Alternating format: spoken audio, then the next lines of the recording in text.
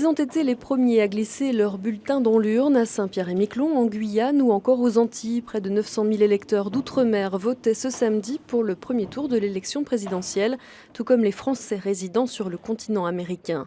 Au total, 45 millions d'électeurs sont appelés à participer au scrutin ce week-end. Les résultats, en revanche, ne seront pas connus avant dimanche 20h, heure de Paris. Eux ont choisi de bouder les urnes. Pour autant, ils font preuve d'une abstention active. Plusieurs centaines de manifestants du mouvement des indignés se sont rassemblés à Paris pour dénoncer ce qu'ils appellent une mascarade électorale. En France, le produit de base, c'est le pain. Un homme politique qui se présente aux élections, il ne connaît pas le prix d'une baguette de pain. Donc on est là pour dire les politiques, ils ne nous représentent pas. Injustice sociale, pauvreté, licenciement en série, ils crient leur ras-le-bol à leur manière.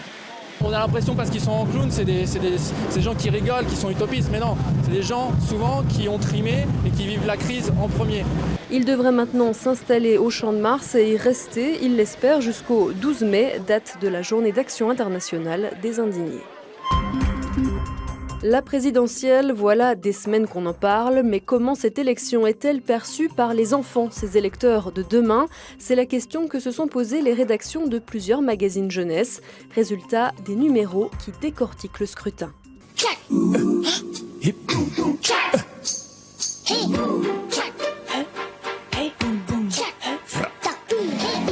À quoi ça sert un président? Pourquoi on vote? Ces questions, nos enfants se les posent eux aussi. Pour leur donner quelques réponses, ces rédactions ont potassé le dossier. Chez Toboggan, le magazine des 5-8 ans, c'est Toto, personnage récurrent, qui devient président. La rédaction a pensé à une BD pour expliquer la difficulté de faire l'unanimité, mais aussi à un concours autour du jeu et de l'humour. On est parti sur « Fais ta campagne électorale ». On a expliqué d'inventer des idées, de faire des petits tracts, de les distribuer autour d'eux. Et ensuite, de faire une urne à partir d'une boîte de mouchoirs et de mettre ses petits noms et d'organiser dans la salle de bain une élection pour qu'il y ait un isoloir dans la douche ou quelque chose comme ça. À côté, petite réunion improvisée pour l'équipe des champions du CE2. Cette parution s'adresse aux enfants de 8-9 ans et elle se cale au programme scolaire. Ici, on parle donc à des plus grands qui accompagneront leurs parents dans l'isoloir. On a un petit jeu où on leur dit c'est toi qui votes, donc on leur demande de reconstituer les étapes de ce vote, le parcours d'un électeur. Donc on les fait jouer à voter pour qu'ils puissent s'imprégner, s'approprier cet acte pour ensuite pouvoir le faire plus tard. Avant d'être validés par les rédactions, les articles sont parfois lus et les jeux testés par les propres enfants des collaborateurs. Leurs avis les intéressent. C'est tout l'objet du questionnaire de GéoAdo adressé à leurs lecteurs. Pour la couverture, le magazine des collégiens a joué sur l'image officielle du président. Nos lecteurs, en moyenne, ils ont 13 ans. Dans 5 ans, ce sont eux qui voteront pour le prochain président. Ils sont vraiment ancrés dans cette société, ils se projettent. Et donc, on leur a demandé comment ils imaginaient cette société et quel président il serait. Comme les adultes, nos enfants surfent sur Internet. Avec ce blog, réalisé par les journalistes des différentes rédactions, les plus grands peuvent aussi suivre la campagne en un clic jusqu'au 6 mai, jour du deuxième tour de l'élection présidentielle. The draft resolution has been adopted unanimously as Resolution 2043 of 2012. Le Conseil de sécurité des Nations Unies a adopté ce samedi la résolution autorisant l'envoi de 300 observateurs en Syrie, un vote à l'unanimité dont s'est félicitée la France tout en émettant certaines réserves. L'adoption de cette résolution ne doit cependant pas nous faire oublier que sur le terrain, la situation est toujours aussi inquiétante du fait du refus de Damas d'appliquer réellement ses engagements. L'engagement, par exemple, de ne pas réprimer les manifestations d'opposition à Bachar al-Assad. Elles continuent en Syrie, comme ici à Zabadani.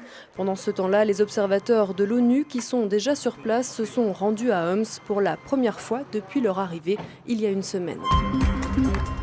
C'est parti pour la Transat AG2R entre Concarneau et Saint-Barthélemy. Les 16 monocoques et leurs équipages sont partis à l'assaut de l'Atlantique. Et pour cette 11e édition, les skippers devront avoir le cœur bien accroché car les conditions météo s'annoncent sportives. Avec ce temps typiquement breton, le spectacle était assuré ce midi dans la baie de Concarneau. Les 32 marins de la Transat devront s'accrocher fermement à la barre de leur monocoque. Les conditions météo s'annoncent musclées jusqu'à demain soir, avec une alternance de pluie, de soleil et de vent instable, soufflant en rafale jusqu'à 60 km/h. La situation météo et les options, c'est vraiment ce qui nous travaille avant de partir, parce que c'est vraiment le critère le plus important sur ce circuit. Comme on a tous les mêmes vitesses, on est tous très entraînés, donc c'est vraiment de la météo, de la navigation. À côté des poissons pilotes que seront sans doute quelques favoris comme Gilda Morvan, Jeanne Grégoire ou le duo Tabarly-Perron, il y a les Bizus qui traverseront l'Atlantique pour la première fois. C'est le cas de Johanna qui court avec son père. Elle a hâte de larguer les amarres. Le défi sportif, parce que je trouve ça génial de pouvoir traverser l'Atlantique sur un voilier. Et en plus en double avec mon père, le défi humain aussi, j'ai envie de passer un bon moment, donc voilà. Ça peut être que du bonheur quand même, vu la météo qu'on annonce. Non, ça va, de toute façon on va vite les oublier. Tous les mauvais moments en bateau, on les oublie très vite. Ça y est, le départ approche, l'heure des adieux aussi. Cette fois-ci, c'est Romain qui laisse sa navigatrice de femme sur le quai, héroïne du dernier Vendée Globe. Eh oui, c'est chacun notre tour. Oui. On essaie de ne pas faire les mêmes courses, c'est plus simple. Allez, courage à ceux qui restent et à ceux qui partent. Les premiers concurrents toucheront terre de l'autre côté de l'Atlantique entre le 13 et le 15 mai. Quand la Révolution gagne même le monde de la musique classique, cela donne une symphonie écrite en hommage à Che Guevara. Elle a été jouée pour la toute première fois au Cirque d'Amiens dans le cadre de la manifestation Musique en Utopia, en présence de la fille du héros de la Révolution cubaine. Une symphonie signée Julio César Pardo et intitulée simplement Le Che.